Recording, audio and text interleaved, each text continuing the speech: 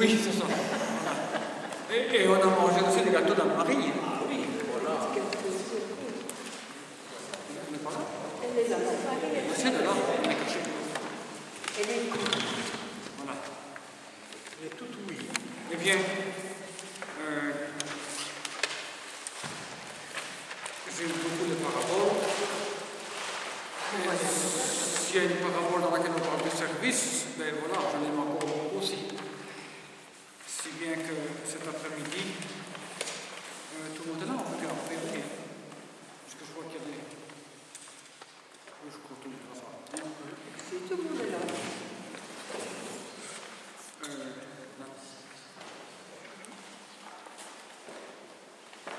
Cet après-midi, on va aborder cette parabole qui est propre à Saint Luc, que j'ai intitulée « À l'auberge de Dieu ». Et bien, comme j'ai fait le matin, comme j'ai fait le matin, ben, je vais la faire lire par quelqu'un. Hein. Pas les mêmes que tout à l'heure. Tu regardes, toi. Allez, Mike. Une dame, non? Voilà. Voilà. Extrait de Saint-Luc au chapitre 10. Et voici qu'un docteur de la loi se leva et mit Jésus à l'épreuve en disant: Maître, que dois-je faire pour avoir en héritage la vie éternelle? Jésus lui demanda: Dans la loi, qui a-t-il écrit? Et comment lis-tu? L'autre répondit: Tu aimeras le Seigneur ton Dieu de tout ton cœur, de toute ton âme, de toute ta force et de toute ton intelligence, et ton prochain comme toi-même. Jésus lui dit: Tu as répondu correctement, fais ainsi et tu vivras. Mais lui, voulant se justifier, dit à Jésus: Et qui est mon prochain? Jésus reprit la parole: Un homme descendait de Jérusalem à Jéricho, et il tomba sur des bandits. Ceux-ci, après l'avoir dépouillé et roué de coups, s'en allèrent, le laissant à moitié mort. Par hasard, un prêtre descendait par ce chemin. Il le vit et passa de l'autre côté. De même, un lévite arriva à cet endroit. Il le vit et passa de l'autre côté. Mais un Samaritain qui était en route arriva près de lui. Il le vit et fut saisi de compassion. Il s'approcha et pansa ses blessures, y versant de l'huile et du vin. Puis il le chargea sur sa propre monture, le conduisit dans une auberge et prit soin de lui. Le lendemain, il sortit 2 pièces d'argent et les donna à l'aubergiste en disant: Prends soin de lui, tout ce que tu auras dépensé en plus, je te le rendrai quand je repasserai. Lequel des 3, à ton avis, a été le prochain de l'homme tombé aux mains des bandits? Le docteur de la loi répondit: Celui qui a fait preuve de pitié envers lui. Jésus lui dit: Va, toi aussi, fais de même. Merci. Merci.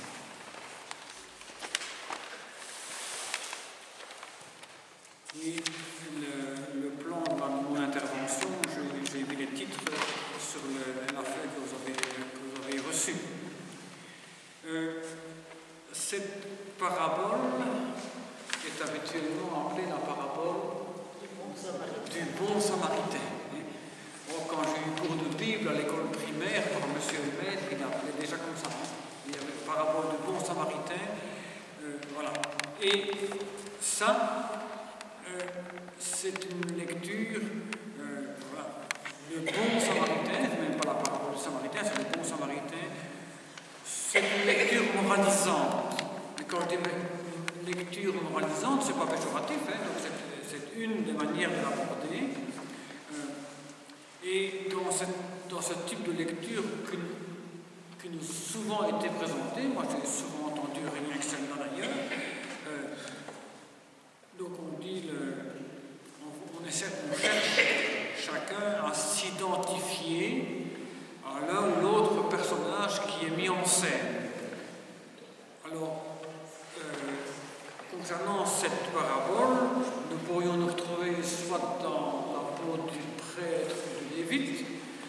celle des Samaritains.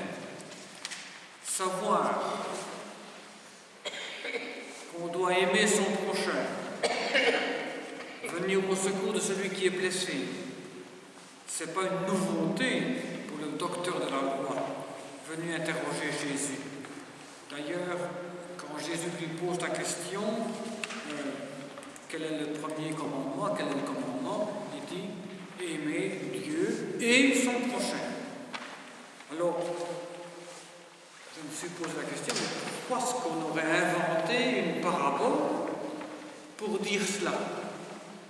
Les paraboles de l'Évangile, toutes les paraboles, ont été inventées par Jésus pour dire des choses qui ne sont pas faciles à dire. Par exemple, difficile à Jésus de présenter le visage de son Père. Qui est Dieu? On ne voit pas. Eh bien, il a inventé beaucoup de paraboles pour dire cela. Et ici, Jésus aurait inventé une parabole pour dire qu'on doit aimer son prochain. Je trouve que moi, ça me pousse à aller plus loin. Cette interprétation, aujourd'hui, je continue à avoir faim. Parce que je m'alimente de la parole de Dieu, donc à un certain moment donné, si je n'ai pas l'alimentation adéquate, mais j'ai faim. Et bien, suite à ce type de lecture, je continue à avoir faim. Et j'ai bien trouvé dans une parabole une bonne nouvelle.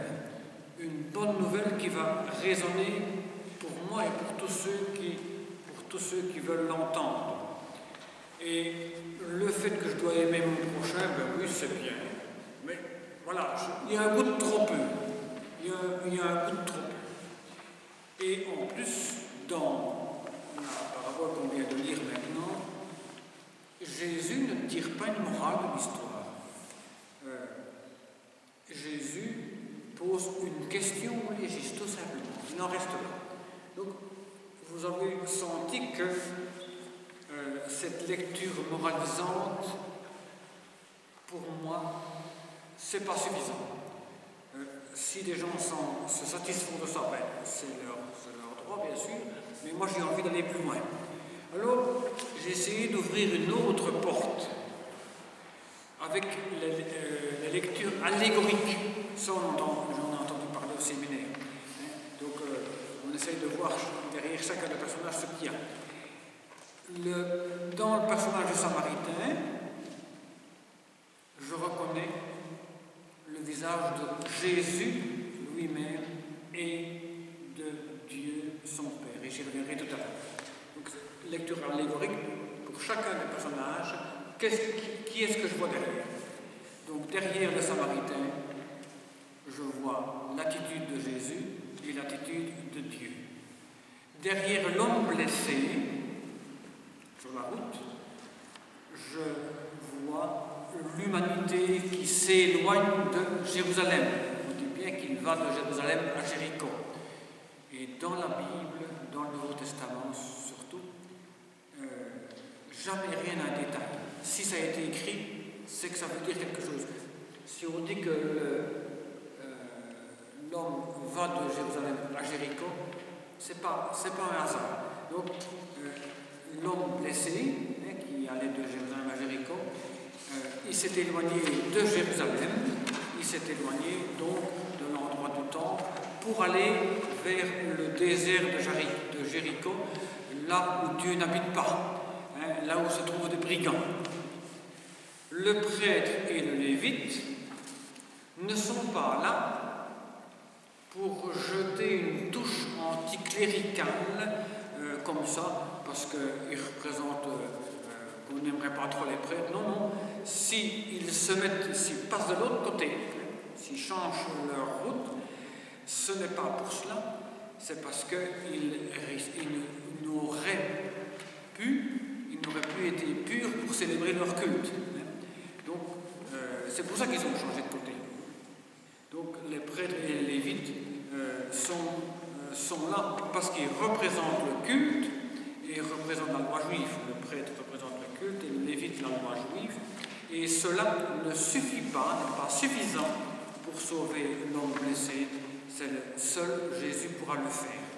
L'huile qui est utilisée, c'est le symbole de l'esprit, l'huile qui est utilisée pour l'onction au baptême, et le vin, dont on parle aussi dans la parabole, c'est le vin de l'Eucharistie, et l'auberge représente l'Église.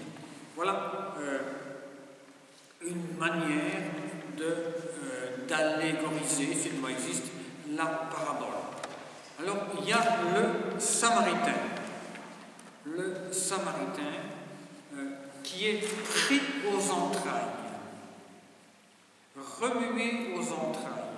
J'ai été voir la traduction chez André Chouraki. On dit pris de pitié ici. Compassion. De compassion. Pris de compassion. Ce verbe en grec n'est repris que quelques fois dans les évangiles. Il fut pris de pitié, il fut pris de compassion. J'ai été rechercher quelques exemples. Le père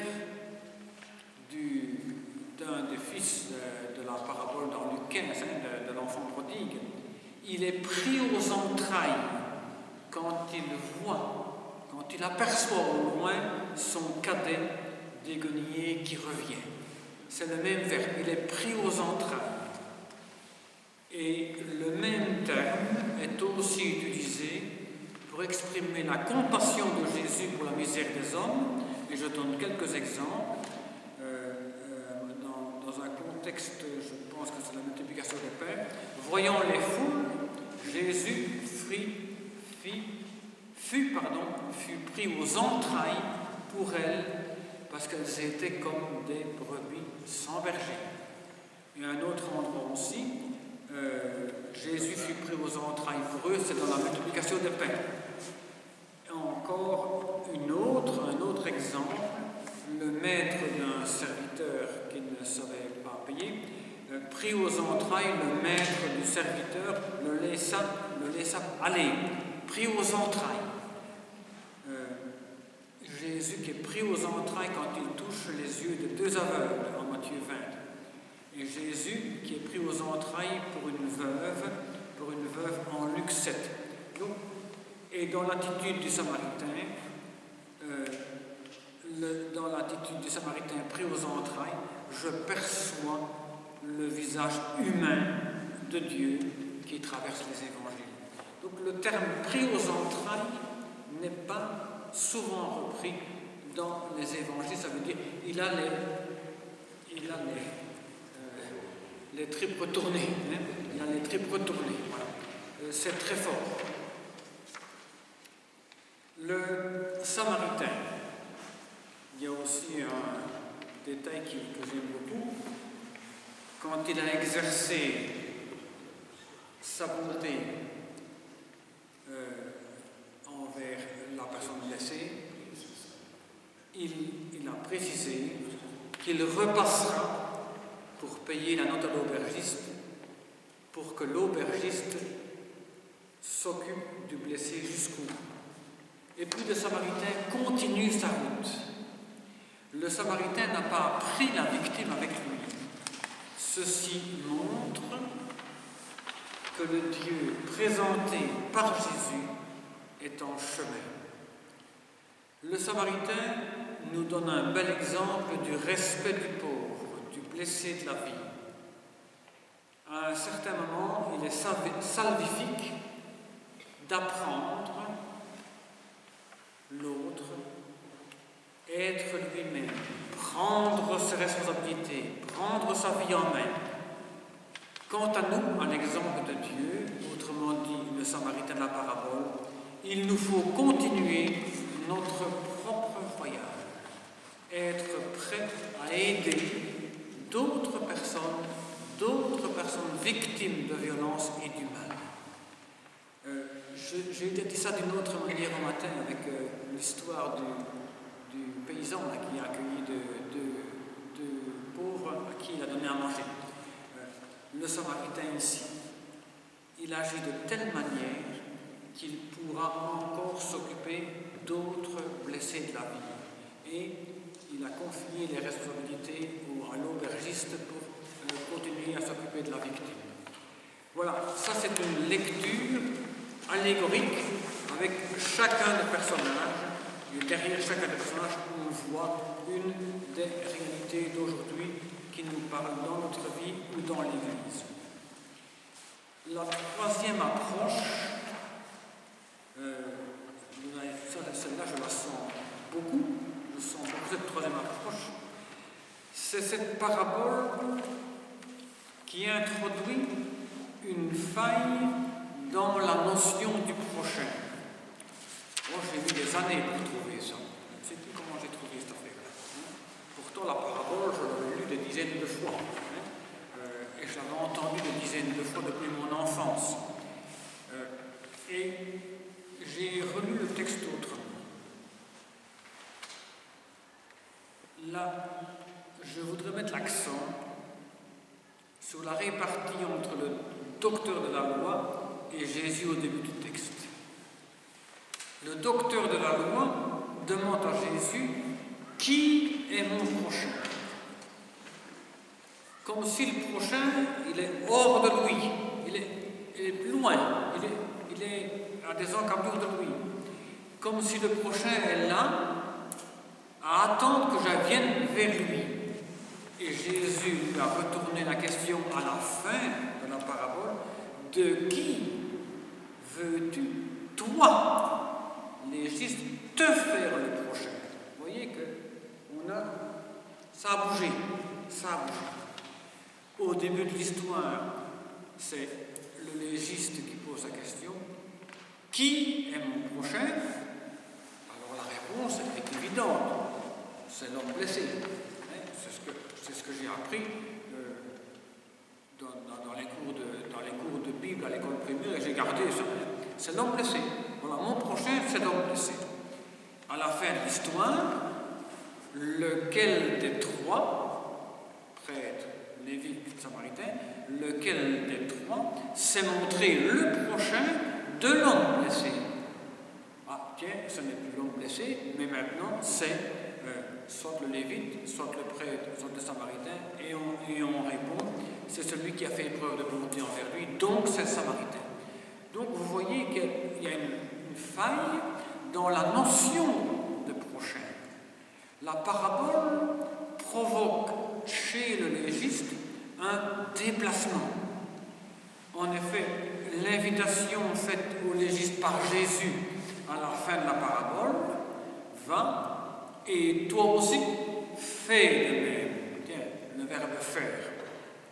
Donc on fait passer le discours sur le prochain du fait de définir qui est mon prochain, de définition, au devenir, au fait de devenir soi-même le prochain.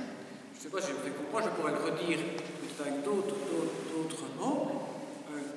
Jésus qui passe de la théorie à la pratique. Le prochain, et ça m'a fait penser parfois des confrères, ça devient de plus en plus rare maintenant, qui disaient il n'y a jamais personne qui vient chez moi au presbytère. J'ai entendu ça. Jamais personne qui vient. Jules ne peut pas dire ça parce qu'il y a beaucoup de monde chez lui. Voilà. Donc il attendait, le prêtre qui disait ça, il attendait qu'on vienne. Et avec la parabole, on aurait dit à ce prêtre-là, sors de ta maison et va au football, va au théâtre, va à la réunion des jeunes, va au grand feu. Là, tu aurais trouvé des gens. Va à l'hôpital, va à la prison. Vous voyez la différence? J'attends que quelqu'un vienne vers moi ou moi-même je fais la démarche pour aller vers d'autres. Je crois que ça, c'est une fameuse interpellation de la parabole. C'est une fameuse interpellation plutôt que de dire Jésus a inventé une parabole pour dire qu'on doit aimer son prochain. Ça, on savait déjà bien avant. Mais ici, le fait de déplacement me paraît vraiment être une bonne nouvelle. Jésus complète ainsi sa réponse à la première question du docteur de la loi, qui était là pour le mettre à l'épreuve. Il arrive et Jésus dans la parabole, le verbe faire est cité 4 fois. Ça, c'est une habitude chez moi. Quand je patauge un petit peu pour essayer de comprendre l'évangile, je prends un marqueur et les mots, je les souligne, les mots qui reviennent. Je fais surtout ça pour Saint-Jean. Alors tiens, un mot qui revient plusieurs fois dans un évangile, c'est souvent une clé de compréhension pour y trouver la bonne nouvelle. Pour moi, Et le verbe faire ici, j'ai fait l'exercice, il est cité 4 fois. Au verset 25, que dois-je faire pour avoir un héritage de la vie éternelle? Au verset 28, le légiste a bien répondu et Jésus lui dit, tu as répondu correctement, fais aussi ça. Le verset 28 et le verset 37. Le docteur de la loi répond, le docteur de la loi répond, c'est celui qui a fait preuve de bonté envers lui, et Jésus lui dit, va, et toi aussi, fais de même. Sur une parabole de 10 lignes, le verbe faire vient 4 fois. Ça, je trouve ça extraordinaire. C'est maintenant, je reprends encore l'exemple du curé qui disait, tiens, jamais personne qui vient chez moi au presbytère. Mais s'il comprend qu'il doit sortir du presbytère pour aller là où les gens sont, c'est maintenant à lui à décider de qui il va se faire proche. Ça, c'est un peu plus exigeant quand même. Ça, c'est un peu plus exigeant. Et on ne pourra jamais être en règle à 100% avec cette manière-là. Je vois des grimaces sur les visages. On peut peut-être être en règle avec les prescriptions qu'il y a dans la religion juive, là, on les applique toutes, le nombre de pas qu'on peut faire, le nombre d'interrupteurs qu'on peut allumer, etc. Mais ça, on peut peut-être un jour être en règle. Mais de qui vas-tu te faire proche? Là, on n'a jamais 10 sur 10 là-bas.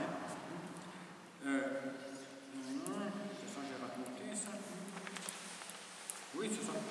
Le prochain, c'est celui que je deviens lorsque je transforme mon regard envers celui qui, au départ, est éloigné de moi.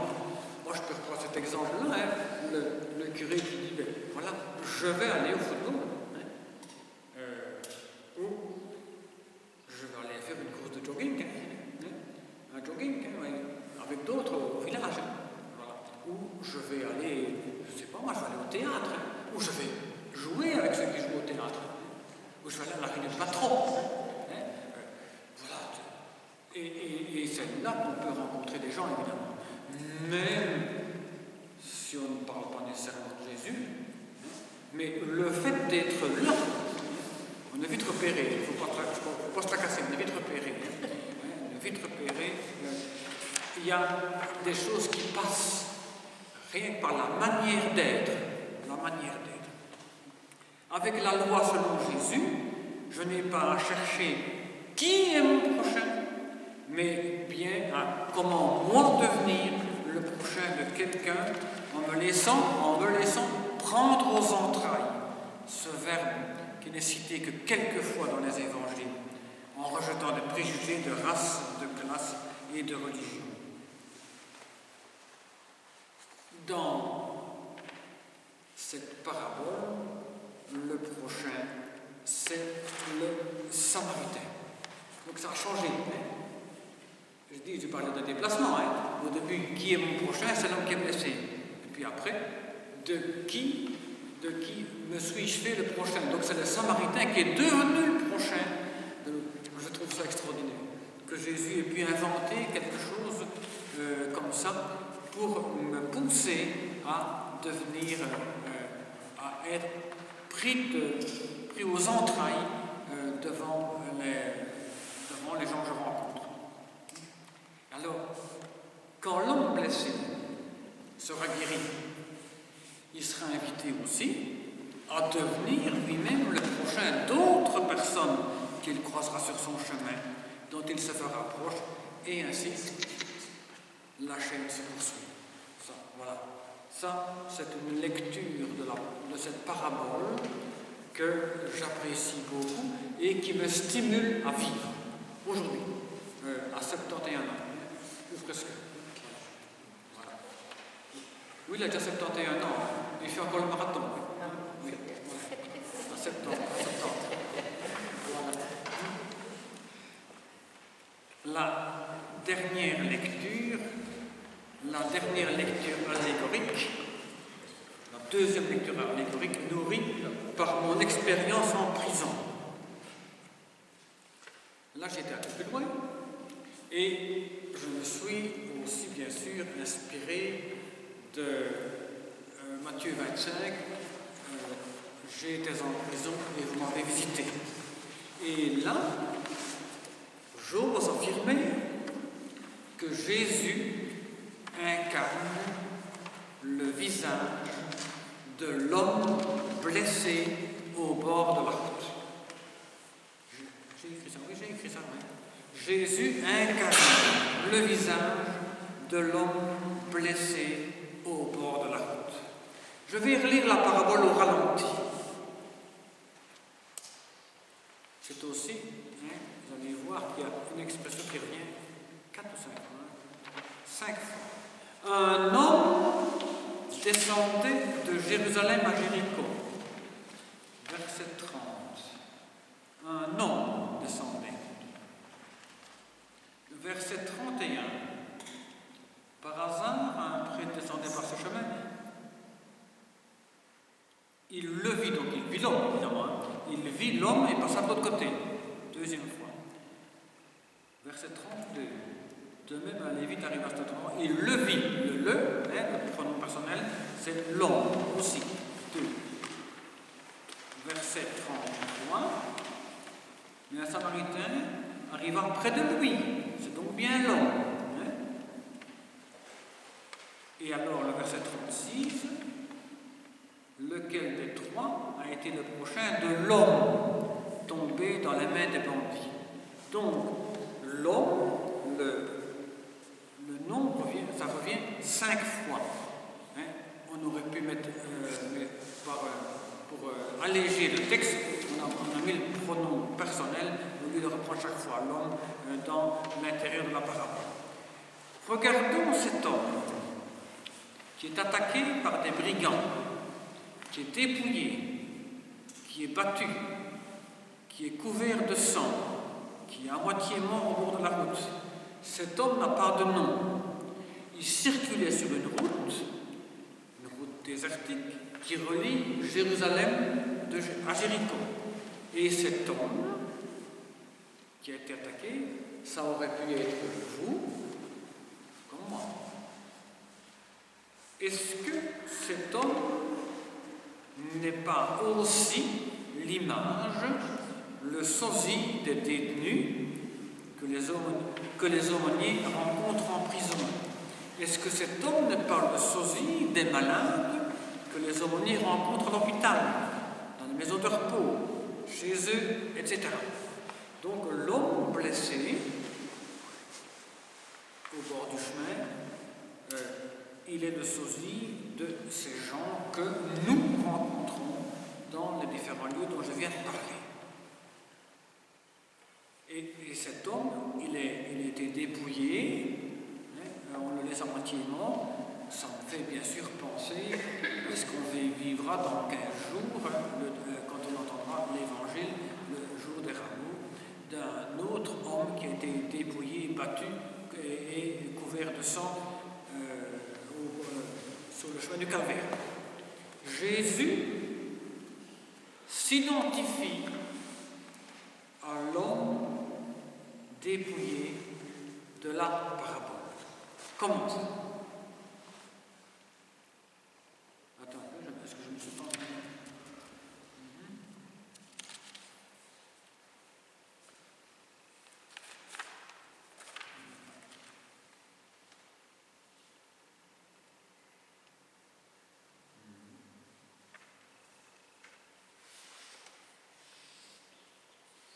Oui. Je reviens un petit peu parce que j'ai dit au matin. Matthieu, lors de cette parabole, la quasi-parabole que j'ai commenté ce matin, place cette histoire-là, l'histoire de la... les listes des œuvres de piété qu'il décrit là, ça est placé juste avant la passion de Christ. Donc, ce texte est en chapitre 25, dès après encore une autre histoire, et puis on arrive tout de suite à l'agonie de Jésus. Donc, aux portes de sa passion, le Christ s'identifie pleinement à toutes les personnes qui sont en situation de précarité. Ce n'est pas un hasard si Matthieu place ce texte-là à une page, à un demi-chapitre de l'agonie et puis du passage de Jésus au tribunal juif, au tribunal romain. Ce n'est pas par hasard. Quand Jésus évoque le jugement dernier dans sa description prophétique racontée par Matthieu, il s'adresse à ceux qui sont à sa droite en disant « J'étais en prison et vous êtes venus jusqu'à moi ». Donc, Jésus dit « C'est moi qui étais en prison ». Et les autres diront « Quand est-ce que nous t'avons vu, toi, Maître Jésus? Quand est-ce que nous t'avons vu en prison ?» Et il répondra « Chaque fois que vous l'avez fait à l'un de ces petits qui sont mes frères, c'est à moi que vous l'avez fait. » J'ose vous confesser que cette parole m'a souvent aidé à entrer dans des cellules où je ne savais pas trop qui j'allais y rencontrer, qui j'allais rencontrer dans cette cellule. Et je dis, je viens visiter le Christ qui est là. Ça n'a pas toujours été évident, hein? Pas toujours été évident. Mais c'est le Christ que je viens visiter. Quand j'allais au cachot, notamment. Le cachot. Le cachot, c'est la prison dans la prison. Hein? Quand on fait quelque chose qui contrevient au règlement de la prison, on sort de la cellule et on va au cachot. Et là, il y a une paillasse et un seau hygiénique. C'est tout. Et parfois, on n'a même pas ses propres vêtements. Hein? Donc, on est en pyjama, en meilleur des cas. Donc, cette phrase extraordinaire, j'étais en prison et vous êtes venus jusqu'à moi, ça m'amène à une découverte extraordinaire. Je l'ai raconté ici maintenant. Je l'ai raconté d'une autre manière. C'est écrit là, mais je l'ai raconté d'une autre manière. Devant ces paroles de Jésus, j'étais en prison et vous êtes venus me visiter, nous serions tentés de réagir comme Pierre à l'annonce de la passion de Jésus. Dieu t'en préserve, Seigneur. Non, cela ne t'arrivera pas. Non, Seigneur, ça ne t'arrivera pas d'aller derrière les barreaux. Ça ne t'arrivera pas d'être dans une cellule. Et pourtant, Jésus a été lui-même ensanglanté, lui-même défiguré. Et il suffit de relire le récit de la passion, de sa crucifixion et de sa mort pour se rendre compte de son état lamentable. J'en lis un. Les soldats du gouverneur emmènent Jésus dans la salle du prétoire, rassemblent autour de lui toute la garde, lui enlèvent ses vêtements et le couvrent d'un manteau rouge. Puis, avec des épines, ils tressent une couronne, ils la posent sur sa tête et ils lui mettent un roseau dans la main droite pour se moquer de lui. Ils s'agenouillent devant lui en disant « Salut, roi des Juifs !»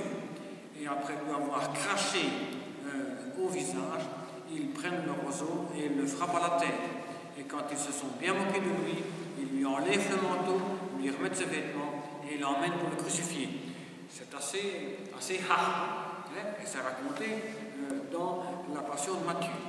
Et Jean, dans son évangile, écrit qu'après une scène de dérision subie par Jésus, Pilate présente le supplicié à la foule en disant ceci.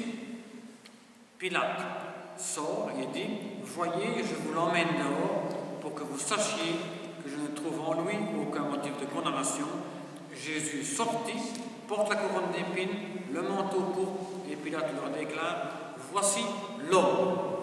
L'homme. Je reviens à l'homme. Voici l'homme. En effet, le voilà, l'homme, le même que celui qui descendait de Jérusalem à Jéricho, le même que celui qui fut attaqué par des brigands et qui serait mort si personne n'en avait secouru. Jésus prend le visage de tous ces hommes, de toutes ces femmes et de tous ces enfants qui souffrent lamentablement. Les chrétiens, dans leur prière, dans leur liturgie, se sont inspirés de l'image pitoyable du serviteur souffrant évoquée dans le livre d'Isaïe. C'est ce qu'on lira le vendredi saint. Dans la première lecture du vendredi saint. Et les artistes ont représenté le Christ en croix, torturé de douleur, et ils ont représenté Marie, la maman de Jésus, devenue piéta. On a dit des piétans qui ont reçu le corps torturé de son fils. Je n'hésite donc pas à voir Jésus dans l'homme, victime innocente des brigands de la parabole.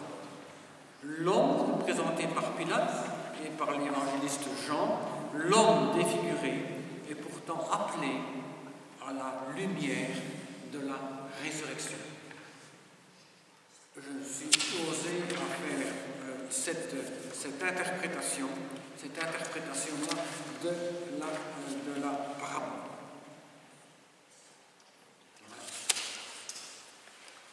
Donc, cet homme,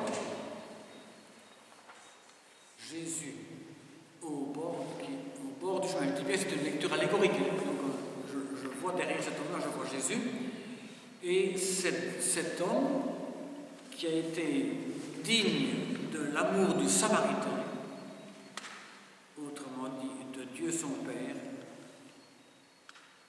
cet homme sera ressuscité à Pâques, et ainsi la boucle est bouclée. Donc on arrive à la résurrection.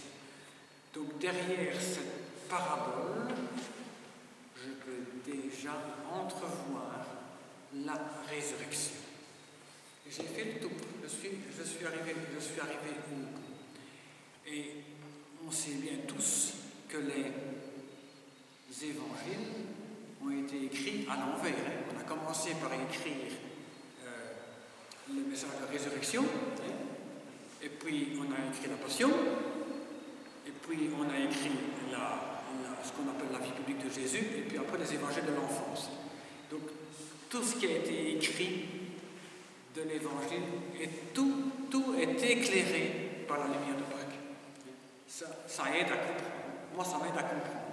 Donc, quelqu'un qui dit « Moi, je suis chrétien, mais je ne crois pas à la résurrection », c'est comme si je disais que c'était un char à 2 pattes au lieu de 3. S'il y a quelque chose qui ne va pas, ça va tomber. Donc là, il y a quelque chose qui va pas. Donc, pour mieux comprendre n'importe quelle parabole, n'importe quel texte d'évangile, la lumière de Pâques, la lumière de la résurrection va nous aider à comprendre. On a eu là pas longtemps le texte de la transfiguration. C'était bien clair que c'est pas tellement évident à comprendre la transfiguration de Jésus si on n'est pas éclairé par sa résurrection. Et beaucoup de textes sont ainsi. Voilà, j'en arrive au bout. Ah oui, encore un peu, oui. Il en arrive dans mon existence.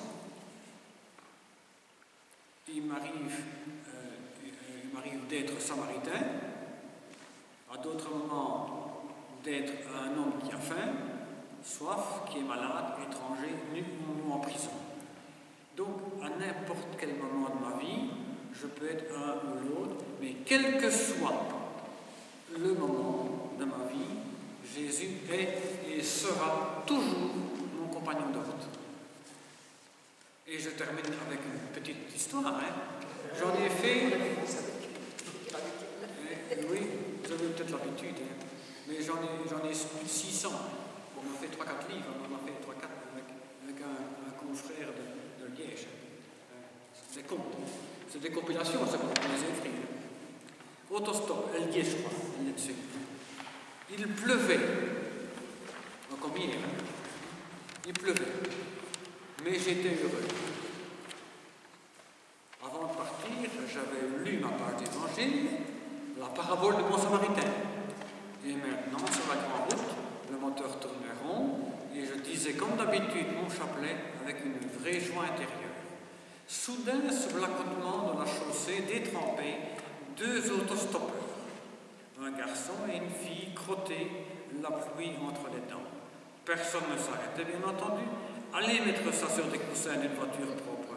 Et j'ai fait comme tout le monde. C'est alors que s'est produit un phénomène que je ne saurais oublier. Je ne pouvais plus dire mon chapelet, je ne parvenais plus à reprendre le fil de ma prière. Impossible, le contact était rompu. Après 5 minutes, rendu à l'évidence, j'ai fait demi-tour.